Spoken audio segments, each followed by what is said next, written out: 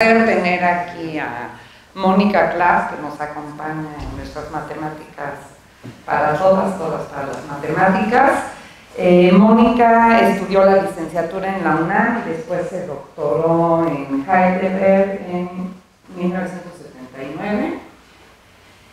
Es especialista en ecuaciones diferenciales parciales no lineales, en métodos variacionales. Tiene muchísimos reconocimientos, muchísimos artículos y demás, pero quiero destacar los dos últimos premios que recibió el año pasado. Uno fue la medalla Solomon Lefschetz en el Congreso Matemática de las Américas y el premio Universidad Nacional de Investigación en Ciencias Exactas. Entonces es un súper honor y así como que de nuestras matemáticas más importantes y matemáticos, entre matemáticas y matemáticos. O sea, no es solo como mujer, sino como investigadora, es maravillosa y ha dirigido 8 tesis doctorales y más de 20 tesis de licenciatura y maestría. Entonces es un verdadero honor tener a Mónica hablando acá. Además es una maravillosa expositora y una gran amiga. Muchísimas gracias, Mónica. No, hombre, Lucero, pues muchas gracias. Pues yo le agradezco mucho a Silvia y le agradezco mucho a Lucero esta invitación y esta oportunidad que me dan pues, de platicarles algunas de las cosas que a mí me entusiasman de matemáticas. Y bueno, siéntanse libres de interrumpirme en el momento que quieran, en fin, sí, esta plática es para ustedes y bueno, vamos a tratar de que sea una plática divertida. Entonces, vamos a hablar de la ecuación no lineal de Schrödinger. Entonces, específicamente de lo que vamos a hablar es lo que nos interesa es la existencia de soluciones para esta ecuación en derivadas parciales, donde las soluciones van a ser funciones que están definidas en todo el espacio euclidiano, Rn, y vamos a suponer que la dimensión del euclidiano es mayor o igual que 3. La B va a ser un potencial continuo, entonces esta B es una función continua, y en esta plática vamos a suponer que el potencial, bueno, en la mayor parte de esta plática vamos a suponer que el potencial es positivo, estrictamente positivo, y que tiene un límite estrictamente positivo al infinito. ¿Okay? Y bueno, entonces esta es la parte lineal, digamos, y luego hay un término no lineal, que es este término que aparece a la derecha de la igualdad, y que, digamos, para fines prácticos vamos a suponer que es esta función, la función S en valor absoluto de la P menos 2 por S, donde lo que importa mucho es el tamaño de este exponente. Entonces al exponente le vamos a pedir que sea mayor que 2, y eso le está diciendo que la ecuación es no lineal, y le vamos a pedir también que sea más chiquito que este número 2 estrella, que se llama el exponente crítico de Sobolev. Y más adelante les voy a decir por qué eso es importante. ¿Okay? Y bueno, delta, como siempre, es el operador de Laplace, y entonces lo que nos interesa, repito, es saber si existen soluciones positivas para esta ecuación que se comportan de esta manera, o sea, que el infinito vale 0. ¿Okay? Entonces, esta ecuación, las soluciones de esta ecuación están relacionadas, son las ondas estacionarias de la ecuación no lineal de Schrödinger. La ecuación no lineal de Schrödinger es esta ecuación que está escrita aquí, ¿verdad? Que es una ecuación que también depende del tiempo, no solamente de la variable espacial. Aquí tenemos a nuestro término no lineal típico, y lo que ocurre es que, bueno, aquí en este caso, ¿verdad? Este I es el número complejo, y entonces estaríamos buscando soluciones psi que tienen valores en los números complejos. Y en particular, si buscamos soluciones de esta ecuación, que son de esta forma, o sea, que son E a la menos I teta por T multiplicada por u de x, o sea, aquí estamos separando a la variable espacial de la variable temporal. Entonces resulta que esta sí es solución de la ecuación no lineal de Schrödinger, sí, solo si la u satisface esta ecuación de aquí abajo. Y fíjense que esta ecuación de aquí abajo pues es del tipo que pusimos al principio, ¿verdad? Entonces, esta ecuación no lineal de Schrödinger aparece en muchísimas situaciones, en muchos campos de la física, y particularmente dos que están ahorita muy de moda es en lo que se llama condensación de Bose-Einstein y también en óptica no lineal. Entonces, este tipo de ecuaciones de Schrödinger no lineales, aquí hay un término no lineal, aparecen en muchos campos de la física. Y bueno, la historia es esta, ¿verdad? Muchas de las ecuaciones en derivadas parciales que uno estudia son ecuaciones que efectivamente vienen de la física. Ahora, los físicos lo que hacen es que quieren describir un cierto fenómeno y entonces plantean un cierto modelo, ¿ok? Y para que ese modelo, que en general es una ecuación así en derivadas parciales como esta, tenga sentido, pues lo primero que uno se tiene que preguntar es si esta ecuación tiene solución o no, ¿verdad? Si ellos plantean un modelo que está precioso, pero resulta que no tiene solución, pues les vale gorro el modelo. Entonces, lo primero que hacemos los matemáticos pues, es preguntarnos, bueno, los que nos dedicamos a esto, es preguntarnos si una cierta ecuación que nos interesa estudiar tiene soluciones o no. ¿Okay? Entonces, regresemos pues a nuestro problema y vamos a ver cómo lo planteamos o cómo averiguamos si nuestro problema tiene o no solución. Entonces, otra vez, esta es la ecuación que puse al principio de la plática. Vamos a buscar soluciones en este espacio, que es un espacio de Sobolev. No importa mucho quién es, para fines de esta plática, sí, para fines de resolver el problema, claro. Pero bueno, déjenme decirles que este espacio consiste de todas las funciones, tales que cuando las elevo al cuadrado son integrables, y que además tienen derivadas parciales en un sentido de x. Y esas derivadas parciales también, cuando las elevo al cuadrado, son integrables. Entonces, este es el espacio en el que vamos a estar trabajando, es un espacio de Sobolev, y la gracia de este tipo de ecuaciones, como esta, como la ecuación no lineal de Schrödinger, es que las soluciones de la ecuación se pueden ver como puntos críticos de un funcional. Entonces, lo que tenemos es una función, que es esta, un funcional, cuyo dominio es nuestro espacio de Hilbert y que tiene la virtud de que es diferenciable. ¿Okay? Y entonces este funcional que es diferenciable, sus puntos críticos, o sea, los puntos donde la derivada se hace cero, que la derivada cuando trabajamos en un espacio de Hilbert se define igualito que, ¿no? Es el por cocientes, ¿no? Entonces, la idea es buscar, o sea, la idea es preguntarnos si este funcional que está dado de esta manera tiene puntos críticos o no. Ahora, ¿cómo está dado el funcional? Hay una parte que aquí la escribí como la norma al cuadrado con una b. ¿Por qué? Porque esta justamente la puedo pensar, por las características que escogí para la b, la puedo pensar como la norma de este espacio de Sobolev. Entonces, lo que tengo es que mi funcional es un medio de la norma en el espacio de Sobolev elevada al cuadrado, menos una constante positiva, que es 1 entre p, multiplicada por, ¿qué cosa? Por la norma en el espacio LP elevada a la p, o sea, por esta integral, pues. ¿Ok? Y entonces, si yo lo que quiero es averiguar si este funcional tiene puntos críticos, pues ¿cómo le hago? Pues como le hago yo cuando estoy trabajando en RN, ¿verdad? Pinto la gráfica. Entonces vamos a pintar la gráfica, claro, este es un espacio enorme, es de dimensión infinita, pero me puedo fijar en subespacios de dimensión 1, pintar ahí la gráfica y ver pues, si tiene facha de tener puntos críticos o no, ¿ok? Entonces eso es lo que vamos a hacer.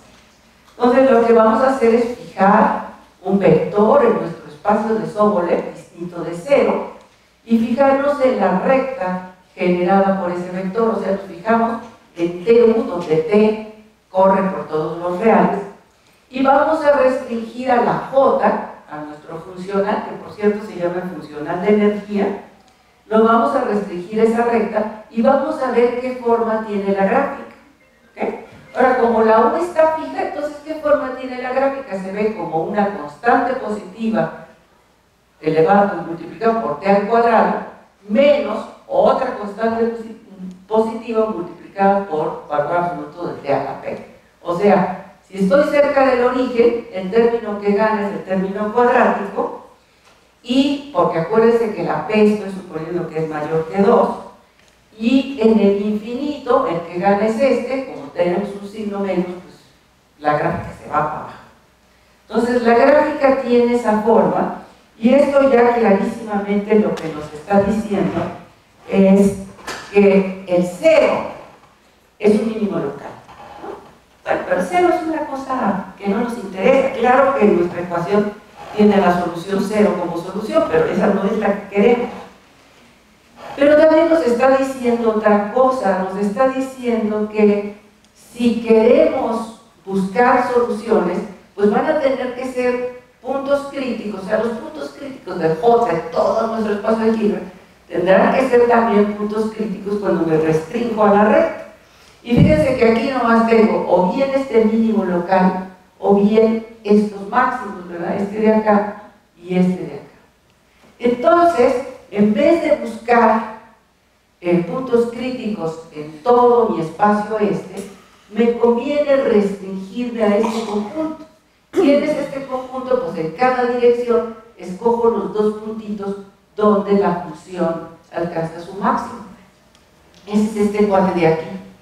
¿Por qué me conviene restringirme a este conjunto? Bueno, porque fíjense, si veo yo al funcional en todo el espacio de Hilbert, pues va a resultar que se va siempre a menos infinito. Entonces, encontrar un mínimo estoy perdida, ¿verdad?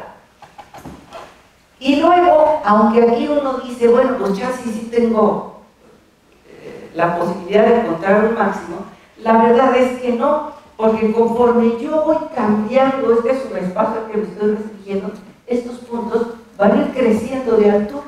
Entonces, este funcional, si uno lo ve en todo el espacio de Hilbert, no tiene ni un máximo global, ni un mínimo global. En cambio, si yo me restringo a este conjunto, pues a lo mejor me va mejor, ¿verdad? Y este conjunto, de hecho, es un conjunto, es una cosa muy bonita, porque es una variedad. Es una variedad, claro, de dimensión infinita, se le llama la variedad de Neharin.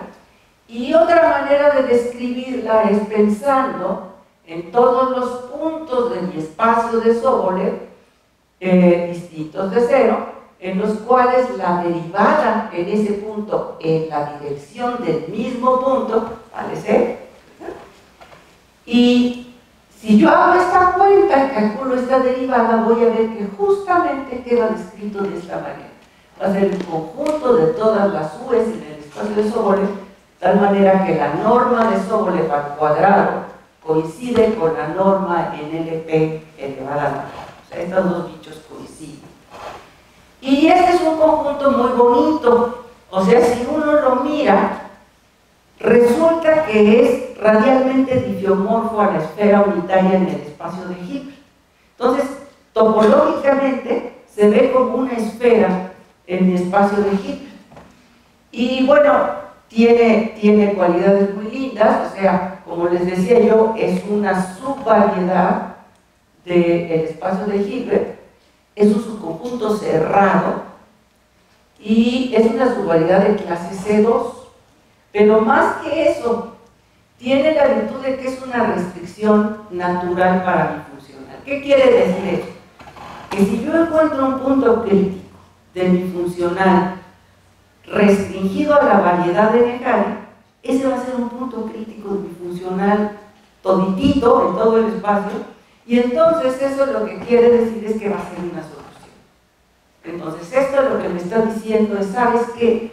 Pues simplemente olvídate de todo lo demás, toma tu funcional J restringido a la variedad de Necari y busca puntos críticos aquí. ¿Ok? Bueno, pues el punto crítico que a uno se le ocurre buscar es un mínimo, ¿verdad? Es como el primerito que a uno se le antoja buscar.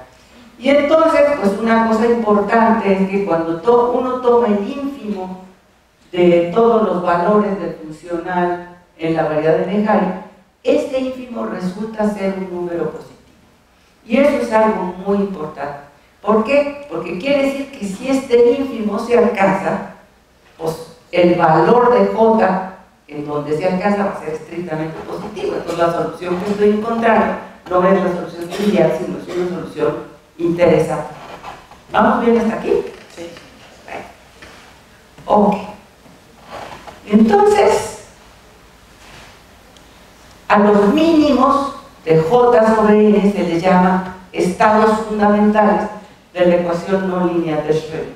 Entonces, la pregunta que nos queremos plantear es si nuestra ecuación tiene o no un estado fundamental. Es decir, si el funcional que definimos hace un rato alcanza su mínimo sobre la variedad de Necari o no. ¿Ok? Bueno. Muy bien. Entonces, pues vamos a tratar de pensar un poquito en este asunto. Entonces, lo que hacemos es, vamos a tomar, pues lo que haríamos en Rn, ¿verdad? Tomamos una sucesión minimizada, o sea, tomamos puntos, que son funciones, ¿verdad?, en la variedad de Necari, que tengan la propiedad de que J de ellos converge al ínfimo. ¿Okay? Ahora fíjense, una cosa muy linda es esta.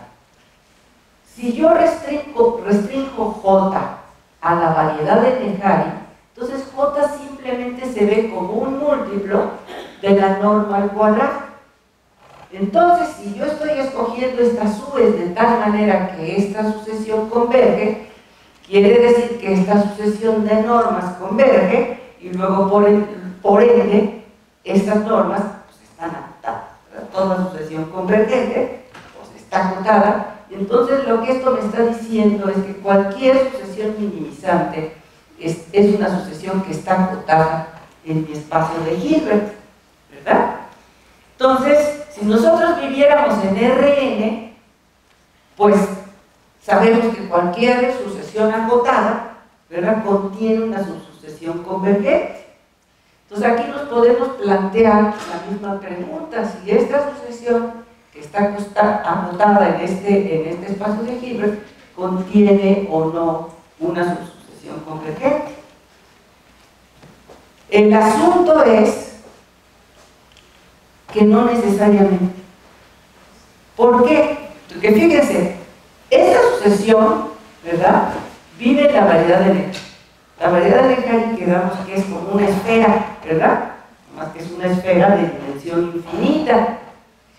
Y las esferas en los espacios de Hilbert de dimensión infinita no son compactas nunca, jamás en la vida, ¿sí? Entonces, pues no es claro que cualquier sucesión acotada en la variedad de Necari vaya a tener una subsucesión convergente. Entonces, vamos a tratar de entender por qué esto no es claro, por qué a lo mejor hay sucesiones que no contienen una subsucesión convergente. ¿Okay? Entonces, para eso vamos a considerar el mismo problema con el que empezamos, pero vamos a tomar al potencial B como constante igual a 1. ¿Okay? Entonces, si tomamos el potencial constante, la ecuación se ve así. Y resulta que esta ecuación es invariante bajo traslaciones. ¿Eso qué quiere decir? Quiere decir que si ustedes tienen una solución de esta ecuación, ¿no?, aquí está su solución, y agarran y la trasladan a otro punto del espacio, esto también es una solución. ¿Ok?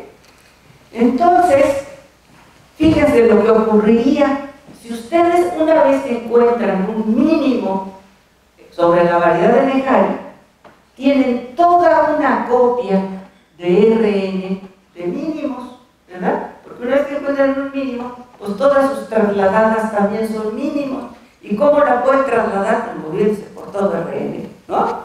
Entonces, ¿qué es lo que tienen? Una copia de RN, allí en el nivel más bajito de la energía sobre la variedad de Lejano. ¿Estamos? Y RN no es compacto, ¿verdad?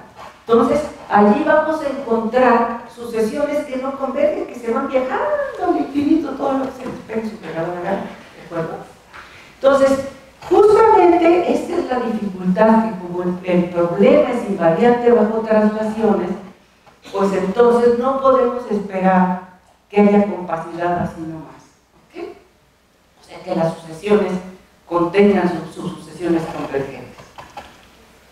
Entonces, una observación muy importante que hizo Pierre Dion a principios de los años 80 del siglo pasado es que esta es la única razón por la que una sucesión minimizante puede no converger, ¿sí? Entonces, esta es una observación muy interesante que hizo Dion. O sea, la única razón por la que una sucesión minimizante puede no converger es justamente por la invariancia bajo traslación. Porque se mueve, pero por traslación. ¿Sí? Entonces, ¿cómo sigue esta historia? Lyons prueba un resultado súper interesante, súper importantísimo. Este es un resultado importantísimo.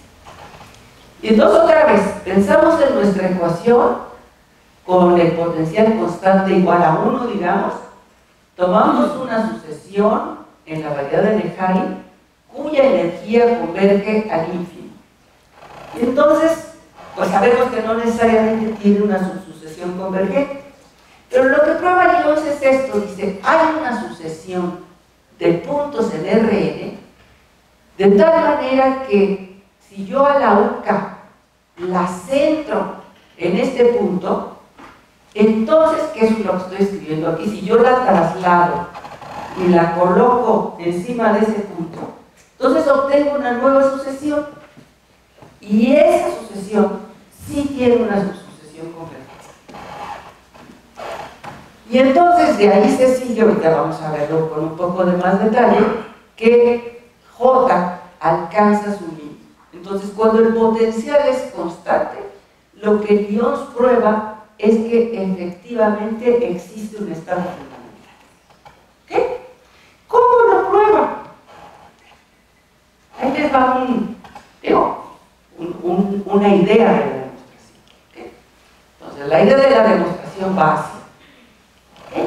Entonces, quedamos que como la UCA vive en la variedad de Lejeune, entonces ahí la J se ve como un múltiplo de la norma de Sobolev al cuadrado, o lo que es lo mismo, como un múltiplo de la norma en LP elevado a la P. Y estamos suponiendo que nuestra sucesión que estamos considerando converge a CB, porque ahora B es 1, entonces converge este número, y dijimos hace un rato que este número es positivo, ¿de acuerdo? Entonces esto es lo que tenemos hasta ahora. Ahora, ¿qué vamos a hacer? Vamos a fijar K, y vamos a agarrarnos a la correspondiente función UK. La vamos a elevar al cuadrado y nos vamos a fijar en cuánto vale la integral de esta función sobre la bola de radio 1 con centro en X. Entonces agarro cada bola centrada en algún punto de RN, de radio 1, y ahí veo cuánto vale esa integral.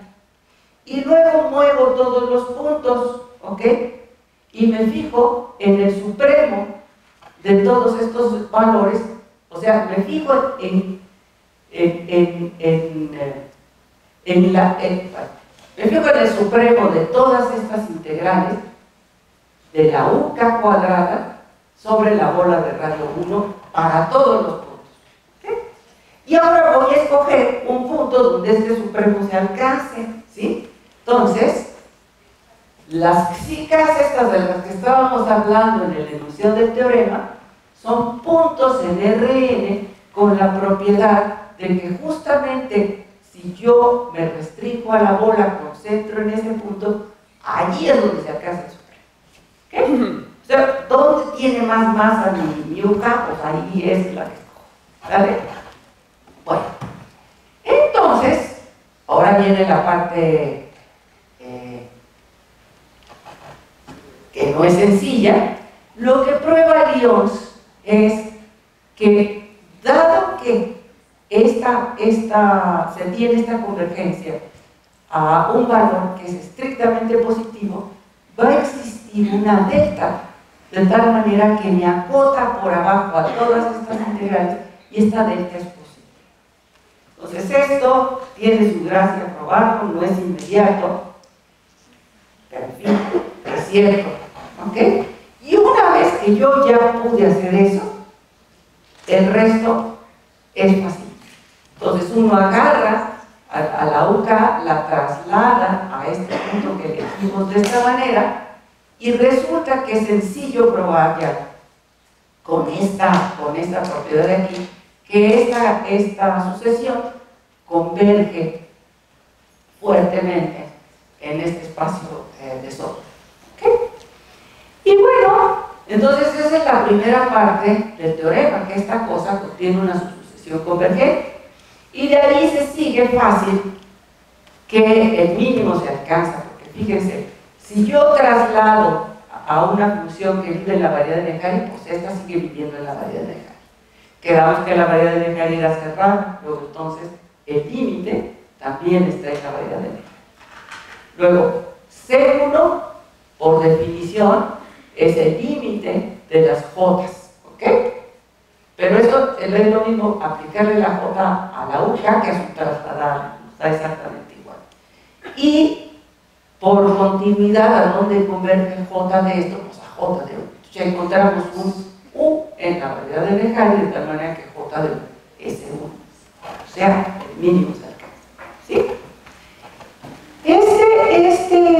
Este método se le conoce como el método de compacidad por concentración, un nombre muy razonable. Y fue un hitazo, pues. O sea, a Lyons se le ocurrió este método y este método se puede aplicar a una variedad enorme de problemas. De hecho, es como la médula de cómo ataca uno la falta de capacidad en problemas de ese estilo. Y gracias a esta invención, descubrimiento, o no sé cuál sea su filosofía de ustedes, pero fue por esto que le dieron la medalla Fields a Lyons, ¿ok? Por el método de compacidad por concentración.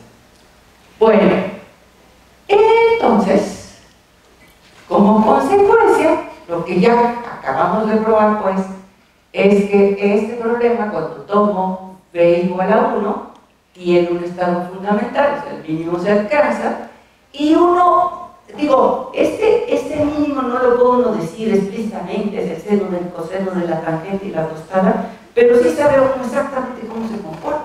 O sea, sabemos que es una función estrictamente positiva, o sea, que toma puros valores positivos, que si yo la traslado al origen es radialmente simétrica con respecto al origen y además decrece en la dirección radial, ¿ok? Y sabemos cómo decrece, sabemos que decae exponencialmente de esta manera en la dirección radial. Entonces, la conocemos muy bien y como la conocemos muy bien, esta función, este estado fundamental va a resultar muy útil en muchas circunstancias. Ok, entonces regresemos al problema en el que el potencial no es constante. Entonces tenemos una B, que es un potencial continuo, positivo y que tiene un límite positivo al infinito.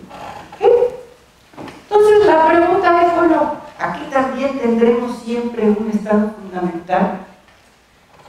Y bueno, el mismísimo Lyons prueba lo siguiente, prueba que si el potencial B, o sea, si B de X es menor o igual que su límite al infinito para toda X, entonces sí hay un estado fundamental.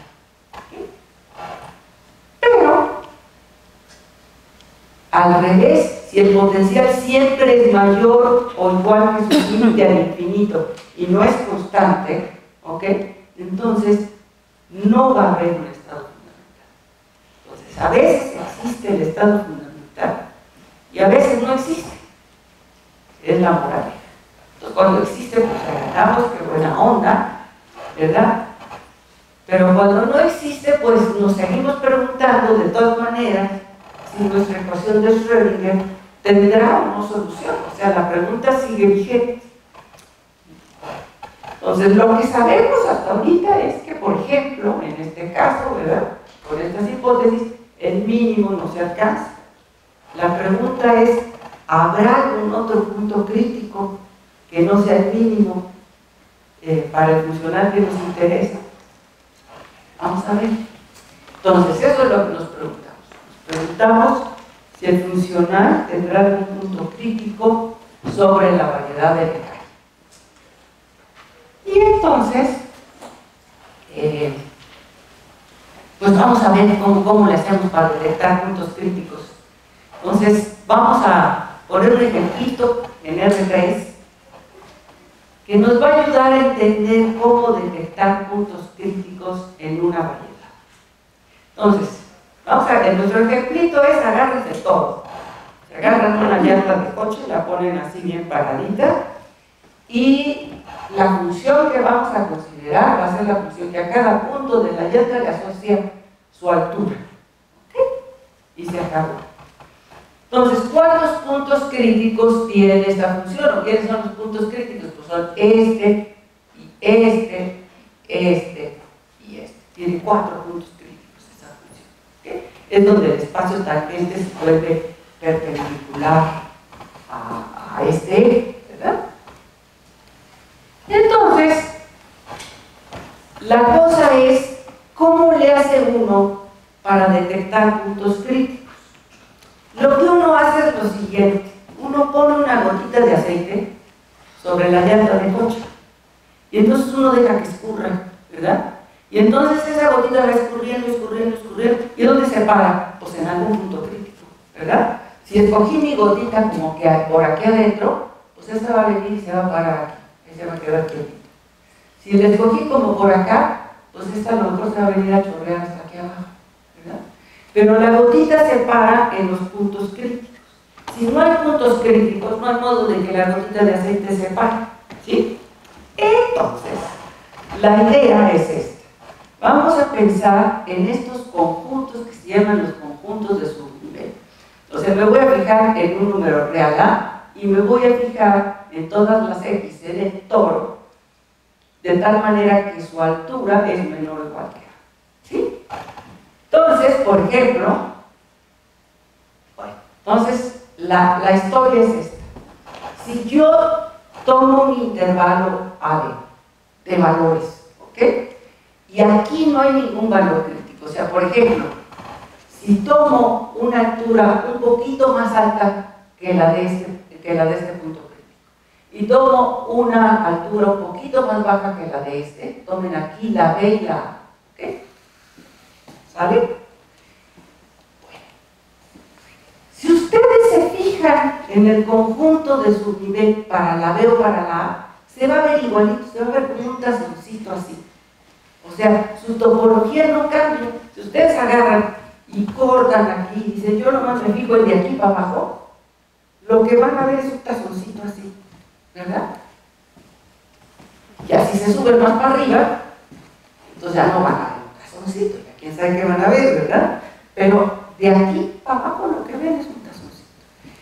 Y lo ven por el siguiente motivo, o sea, lo que quiero decir es que si ustedes se toman un intervalo de tal manera que no hay puntos críticos cuyo valor está en este intervalo, entonces estos dos conjuntos de subnivel van a ser igualitos, van a ser homotópicamente equivalentes o homeomorfos, lo que les guste, van a ser igualitos. ¿Por qué? Porque si no hay ningún punto crítico allí en ese intervalo, mi gotita se va a ir resbalando. Y esa gotita que va a ir resbalando me va a permitir definir una deformación de este cuate dentro de este. ¿Sí? Entonces es una idea muy sencilla. Y esto vale siempre y cuando nuestra variedad sea compacta. O sea, esto que hicimos para el toro y para esta función específica vale igualito para cualquier variedad compacta y cualquier función diferencial clase 2. ¿Okay? Pero si mi variedad no es compacta, si tomo por ejemplo a los reales, ¿verdad? Si los reales son mi variedad y mi función es la exponencial, pues la exponencial no tiene ningún punto crítico, ¿verdad? Ni uno. ¿Y qué es lo que ocurre? Si yo tomo un épsilon positiva y me fijo en el conjunto de subnivel, todos los que tienen exponencial menor que épsilon, pues eso me va a dar un intervalo, ¿verdad? Un intervalo de la forma menos infinito a. ¿Ok? Mientras que si yo me fijo en el que corresponde a menos épsilon, pues ese es vacío, ¿verdad? Porque la función exponencial no toma ningún valor negativo. ¿Ok? Entonces, esto lo que me está diciendo es que en una variedad tan simple como los reales, pero que no es compacta, ya no es cierto que si no hay puntos críticos, los conjuntos de subnivel son homotópicamente equivalentes. Entonces, pues uno tiene que chambearle. Y en el caso específico que a nosotros nos interesa, Benchi y Cherami probaron lo siguiente, probaron que si J, si nuestro funcional no tiene ningún valor crítico entre el ínfimo y 2 veces el ínfimo, entonces para cualesquiera delta y épsilon positiva, bueno, suficientemente chiquitas, se tiene que el conjunto de subnivel, que está un poquito por abajo de 2 veces CD, es homotópicamente equivalente al que está un poquito por arriba de CD. Entonces, fíjense qué cosa más linda, esto ya nos da una pista de qué podemos hacer. Nosotros queremos probar que nuestro funcional tiene un punto crítico en la variedad de Morgan. Si el mínimo se alcanza, otra cosa mariposa y acaba.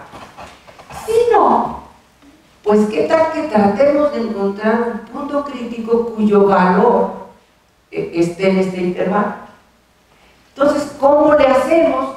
Bueno, pues la cosa es que si no hay ningún valor crítico, entonces estos dos conjuntos son homotópicamente equivalentes.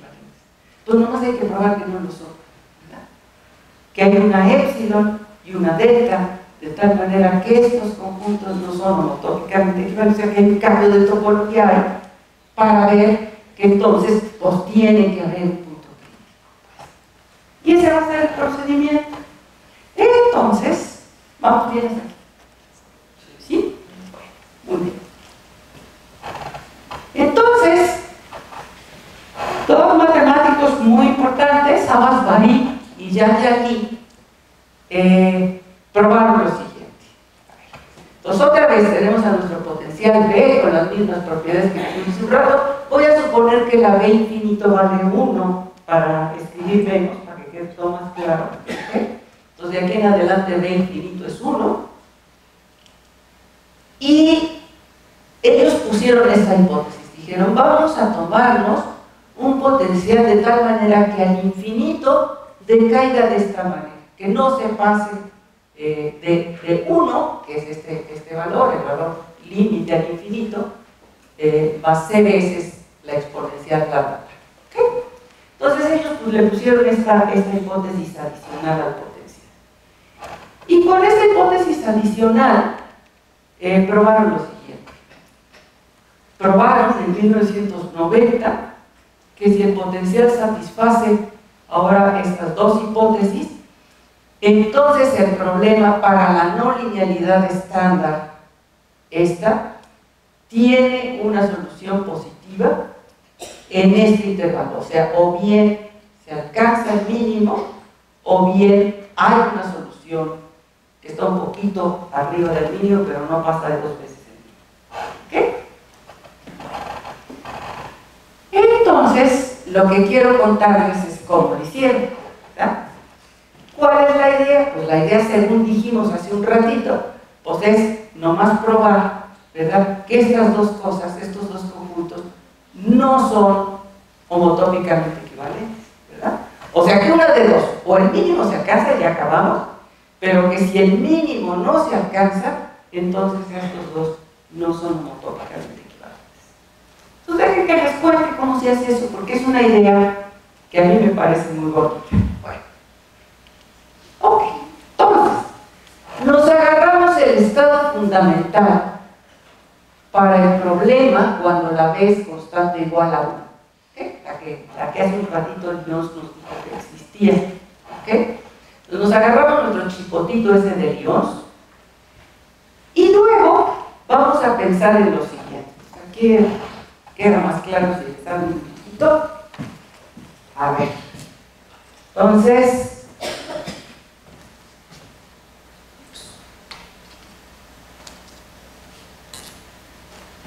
estamos en Rn, ¿ok? Y vamos a fijar un punto cuya distancia al origen sea 1. Entonces, fijo este punto y es 0. ¿Se ve o mejor uso negro? ¿Se ve bien? Entonces, los ejes los dejamos verdes, que nos vale gorro. Nomás vamos entonces a agarrar un puntito aquí que diste 1 del origen. El 1 no es importante, el único importante es que no sea el origen, pues, ¿no?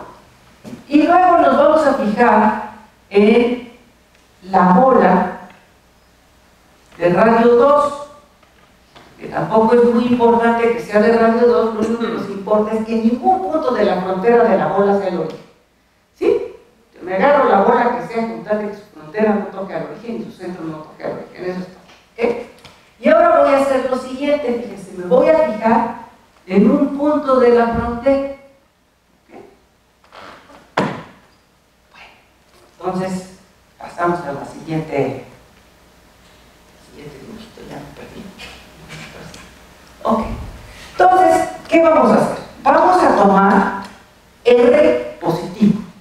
La R, la onda es que la vamos a hacer grande, grande, grande, grande. ¿Okay? Entonces, tomamos R positivo y vamos a multiplicar este dibujito por R. O sea, entonces eso quiere decir que el Y0 se fue por allá lejos, lejos, lejos. Este es el R y Y0. ¿Okay? Y también toda esta bola que es un montón, ¿no? Y la pinto porque me va a salir horrible. Entonces me fijo en el RY. ¿Okay? Y esto lo hago para cada eje. Entonces me agarro un R bien grandota, expando todo mi dibujito. ¿Y ahora qué voy a hacer? Arriba de este chipotito, de este R y Y0, aquí voy a centrar uno de esos estados fundamentales que nos dio Dios. Aquí voy a centrar otro. ¿Okay? Y luego voy a tomar una combinación convexa de ellos, o sea, voy a multiplicar al primero por lambda, al segundo por 1 menos lambda, y la lambda la varío en el intervalo 0, 0, 1. O sea, cuando la lambda es igual a 0, este no se ve, y el único que veo es aquel. Cuando la lambda es igual a 1, este no lo veo, y nomás veo este. Y cuando la lambda es un medio, pues veo estos dos un poco achaparraditos, ¿verdad? Veo a los dos, pero achaparrados. Entonces, ¿por qué hacemos esto? Esto lo vamos a hacer por lo siguiente, porque fíjense, yo puedo pensar a cualquier punto en la bola de radio 2, cualquier X, yo la puedo escribir como una combinación convexa de Y0 y Y. ¿Sí? Entonces, la onda es esta. Eso me permite definir una función de la bola en la variedad de Mejari. ¿Cómo le hago? Veo a mi punto de la bola y lo escribo como lambda Y0 más 1 menos lambda Y para algún punto Y de la frontera. ¿Ok? Y entonces, dependiendo de quién es la Y y quién es la lambda, pues esa es la función que le voy a asociar aquí, ¿verdad? Si la lambda es un medio, como se ve más o menos en este dibujito, pues entonces lo que le estoy asociando son estas dos funciones, ¿verdad? La suma de estas dos funciones, pero achaparraditas. De altura, las hago de altura más, les bajo la altura a la mitad. ¿Ok? Bueno, lo único importante es esto, que eso me permite definir una función continua de la bola en la variedad de Mejari.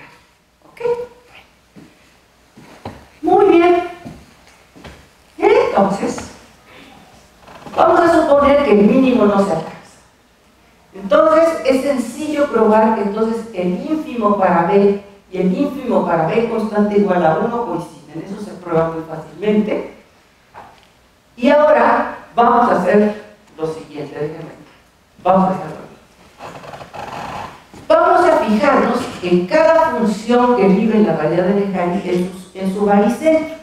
Si se trata de un chipotito de estos, me estoy fijando en su centro de simetría.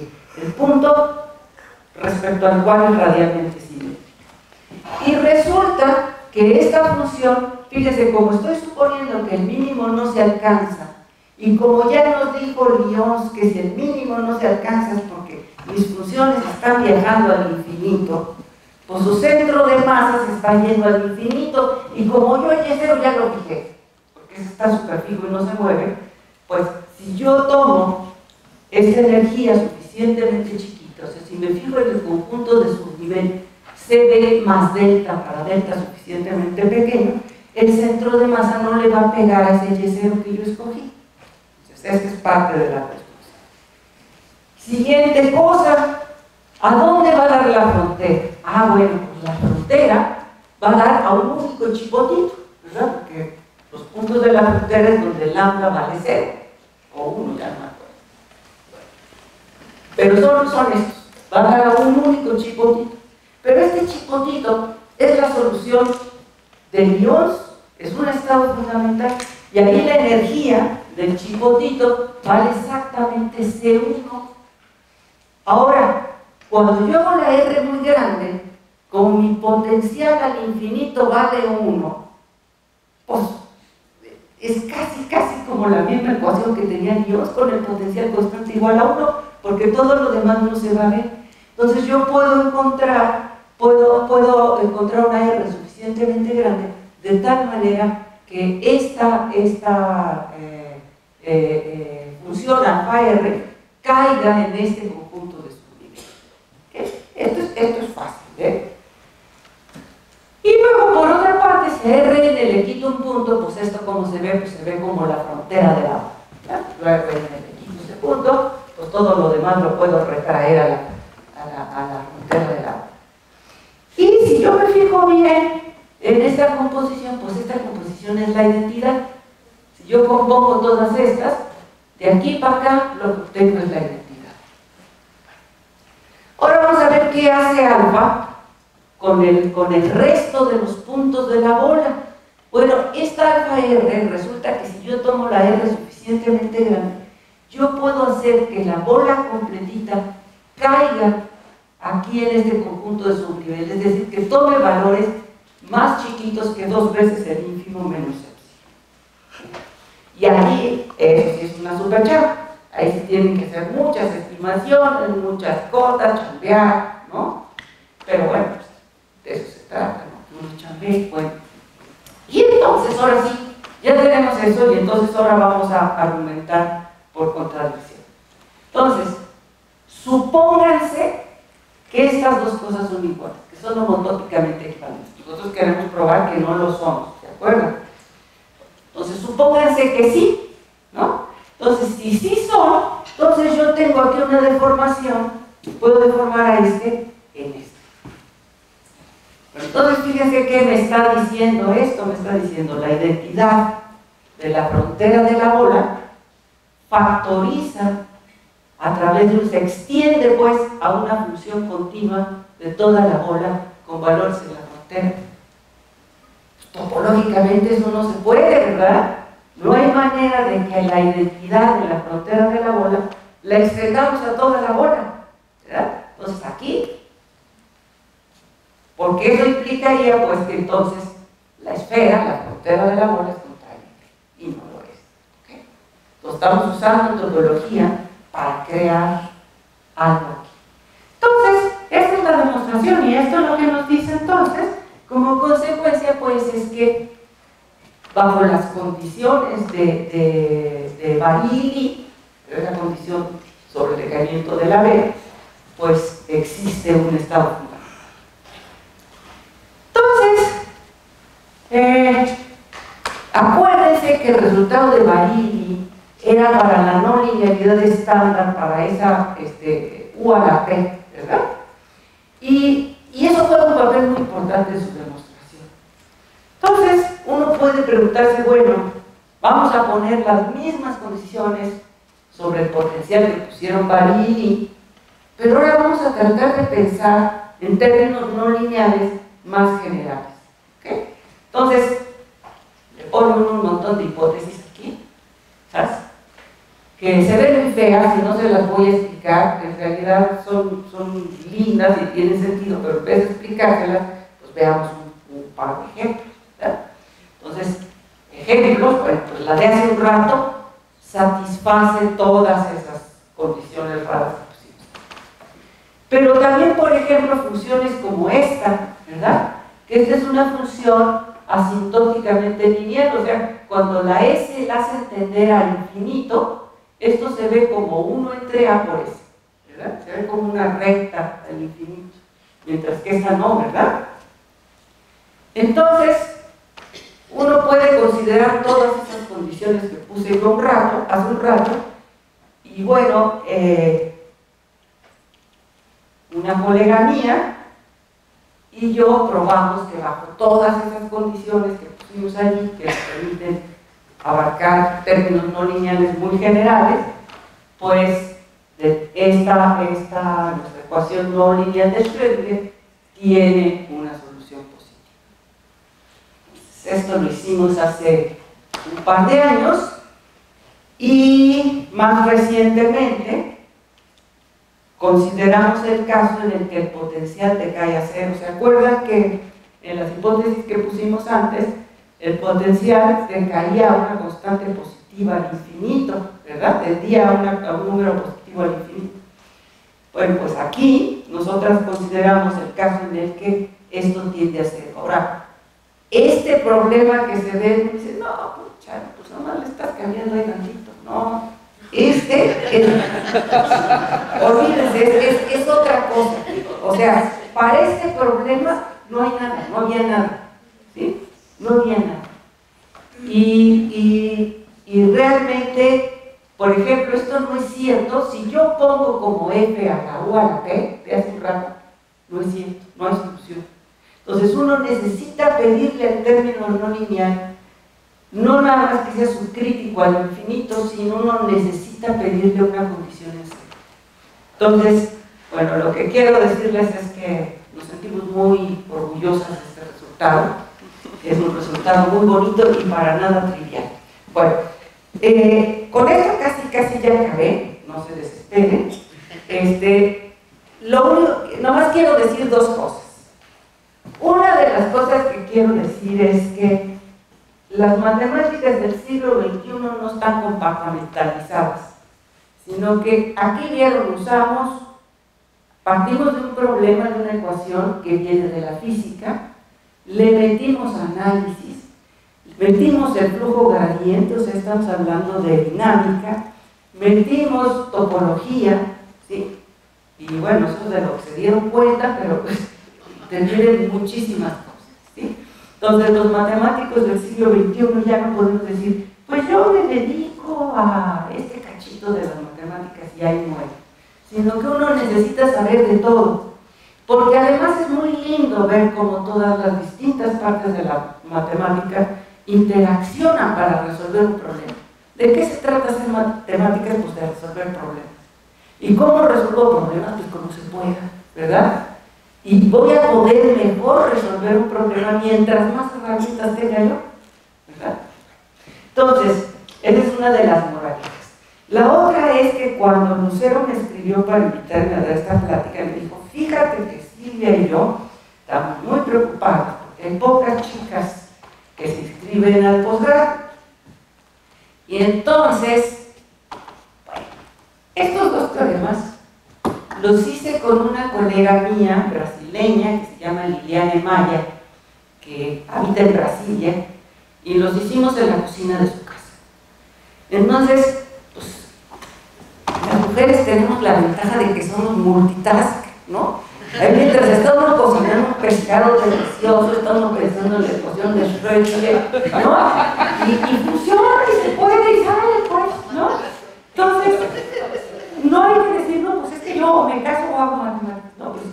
Liliana tiene 3 hijos, ya va por el 3er marido.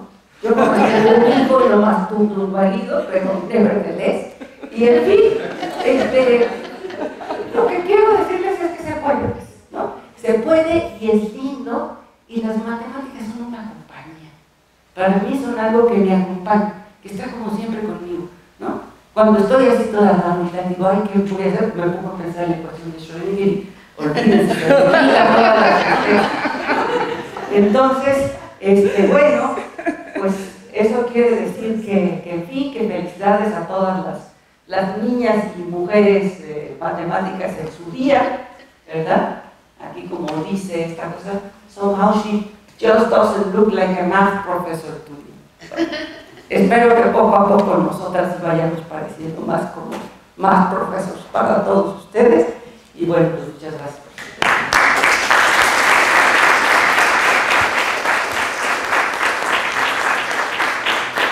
Muchas gracias, Mónica. Ay, me toca el regalito. De Silvia. Ay, gracias, Silvia. Bueno, ahora sí, preguntas, comentarios, algo que quieran decir. Ya tienen a yo creo. Arturo, ahí te van a pasar el teléfono. Micrófono.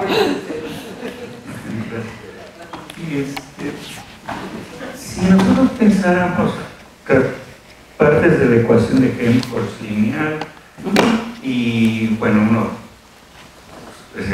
puede pensar, bueno, tengo una solución que es una función de Green, y bueno, podemos pensar desde un punto de vista asintótico que la solución no lineal también la podemos ver como una sucesión o una composición de funciones de Green a la manera asintótica que converja a la solución, y que estos métodos que tú, bueno, demostraste, podría usarse para demostrar que esa serie asintótica es convergente. Mira, en realidad los problemas no lineales y los problemas lineales son bien distintos. Lo que pasa es que algo que uno sí puede hacer para este tipo de problemas, y que bueno, ya esos son otros métodos que no son los métodos de los que estoy hablando aquí, pero que se usan mucho, es uno lo que puede hacer es linealizar el problema, ¿no? Entonces, si tú linealizas el problema localmente, tú puedes aplicar cosas como tipo diagonal, y allí, digamos, cosas como la función de Green y todo esto, sí juega un papel muy importante, ¿no? Pero es más bien ya para pasar como a la segunda derivada, como linealizar el problema y ver qué puedes decir al respecto. Son más bien como cosas perturbativas, ¿no?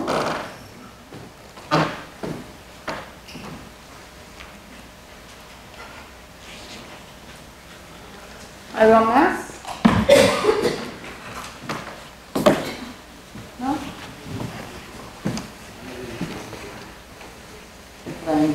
Hola. Ya que nadie se anima. Oye, una pregunta, el análogo a esta idea del flujo que va empujando el objeto geométrico, que es equivalente en los niveles donde no atraviesas un punto de estos singulares. En estos casos es de dimensión infinita el frente como del flujo, o sea, sí, claro, sí. O sea, porque lo que tú estás haciendo es empujar conjuntos de subnivel, ¿no? Y fíjate que este funcional es un funcional que va del espacio de Hilbert tan reales. Entonces, la imagen inversa de un valor regular, pues va a ser una subvariedad de codimensión 1, pero una subvariedad de codimensión 1 en un espacio de dimensión infinita, pues tiene dimensión infinita, ¿no? Entonces, ahí es donde está la dificultad, digamos que está como complicado saber si puedes realmente empujarlo todo y hacerlo bajar, ¿no? Entonces, pues a veces se puede y a veces no. Y el asunto es que uno aquí en este tipo de problemas siempre trabaja, tu variedad casi siempre es algo así como una esfera, y una esfera nunca va a ser compacta. Entonces, más bien lo que te interesa es estudiar propiedades de tu funcional que te permitan decir, bueno, sí voy a tener compacidad, o sea, sí voy a poder hacer decrecer los conjuntos de subnivel, al menos en ciertos intervalos, en ciertos pedacitos, ¿no? No sé si respondí. Sí, gracias. Y una última pregunta relacionada con esta. Cuando estás, bueno, esta como, es como teoría de Morse infinita, no sé si existe o se llama así. Sí.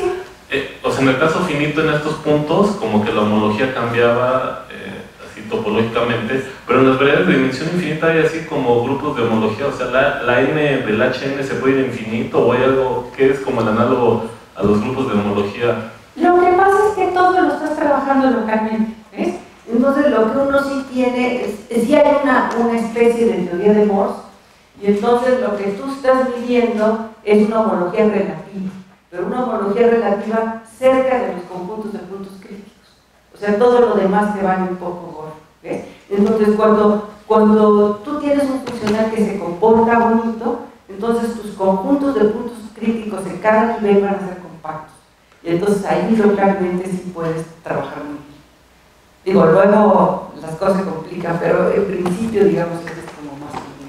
Gracias.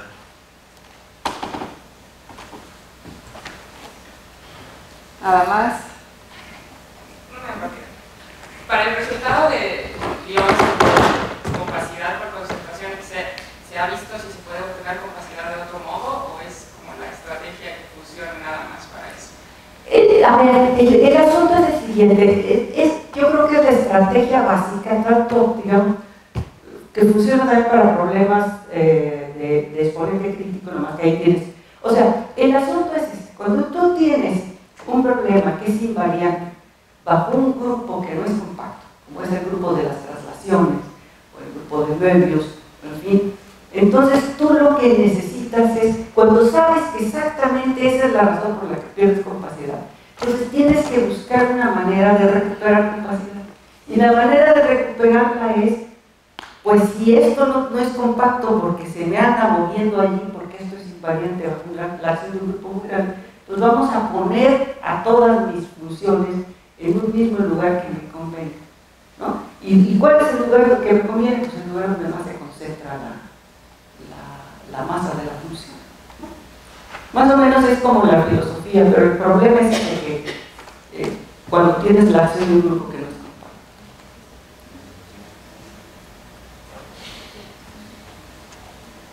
¿Ya?